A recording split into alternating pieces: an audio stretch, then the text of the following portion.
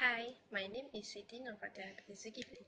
I am going to talk about the domain namespace and distribution of domain namespace. It is unambiguous. The name assigned to machine must be unique. Namespace map each address to a unique name in two ways, which are flat namespace and hierarchical namespace. Flat namespace. A name in this space is a sequence of characters without structure. A name may or may not have a common section, which is it has no meaning. It cannot be used in the internet because it may have a duplication. Hierarchical namespace.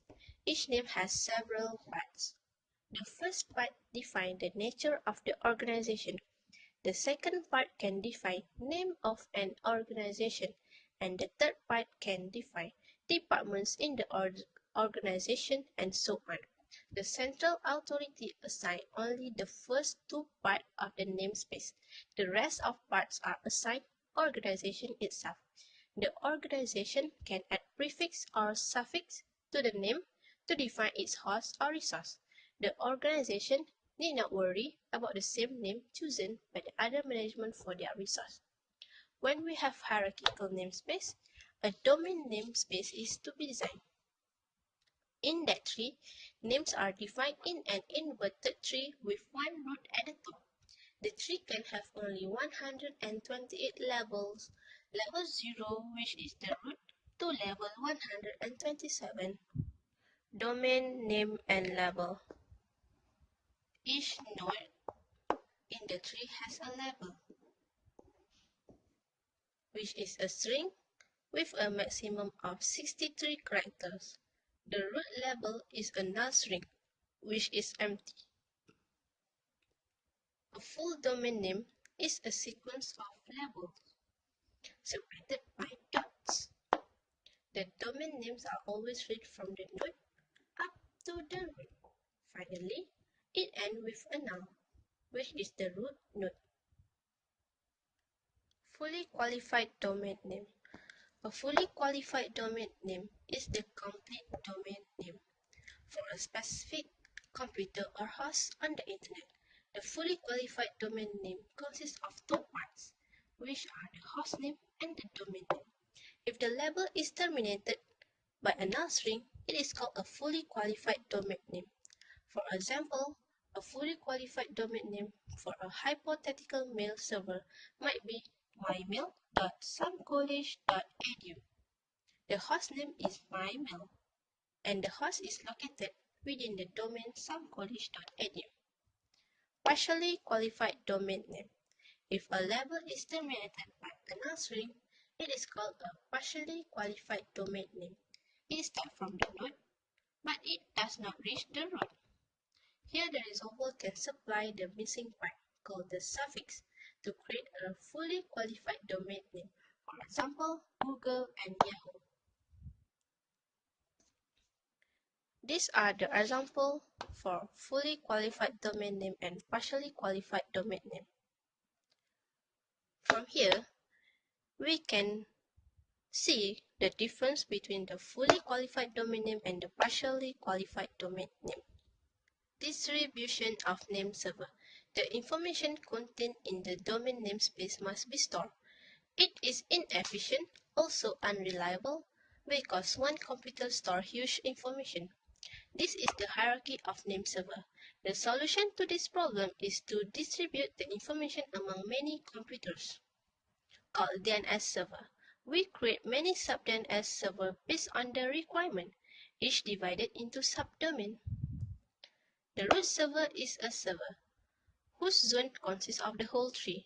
A root server usually does not store any information, but authority to other servers. DNS defines two types of server, which are primary server and secondary server. A primary server is stored a file about the zone.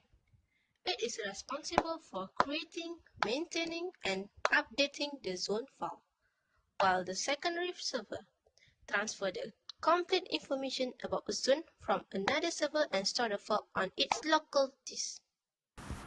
Thank you, Nurfathehah, for your side of your presentation. Now moving on, my name is Iqbal. and I'll be taking half the part of my colleague's presentation. Next will be the DNS in the internet. DNS in the domain space is divided into three sections: generic domains, country domains, and inverse domains. These are the three types of different sections. What is generic domains? Generic domains is defined as a registered host according to their generic behavior.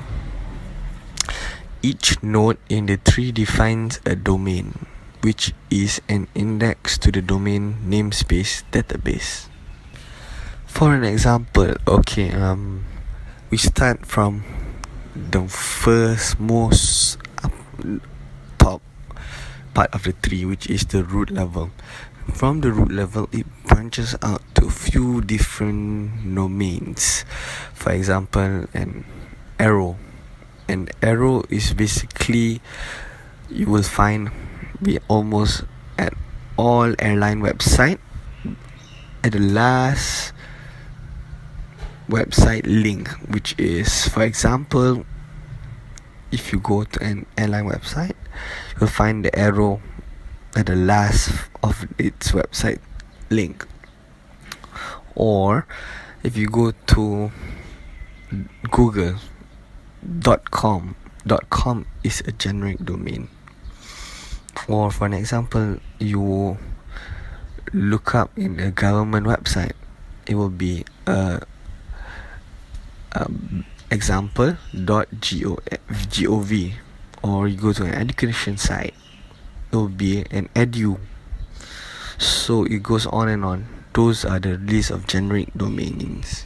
I'll be moving on. What is country domains? Next, country domains are sections uses two character abbreviations. Example, US for the United States. For example, I type in google.com.us. That means that I'm looking at the United States country domain. Or for example, google.com.my. MY stands for Malaysia. So I'm looking at a Malaysian website. In other words, it's a national designation, or it can be more specific on a specific country or a specific organization. So that's what the country domains are for. And there are other specific details of a country domain. For example, ca.us. CA stands for a state in the United States, which is California. So it's a subdivision of a country domain. For example, I'm from Johor. It will be, for example, will be GH or jb.my.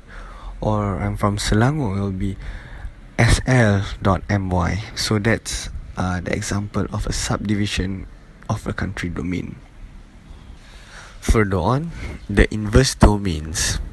Inverse domains is basically used to map an address to a name. It happens, for example, when a server has received a request from a client to do a task.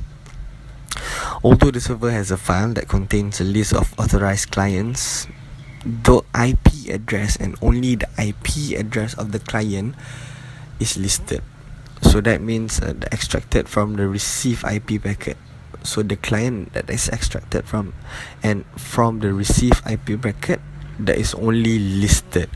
So the server asks its resolver to send a query to the DNS server to map an address to a name to determine if the client is an authorized list. Or other examples of an inverse domain I can give. A server, it receives a request from a client when this server has only the IP address of the clients in its list. Then the server will need to find out if this client is on the authorized list.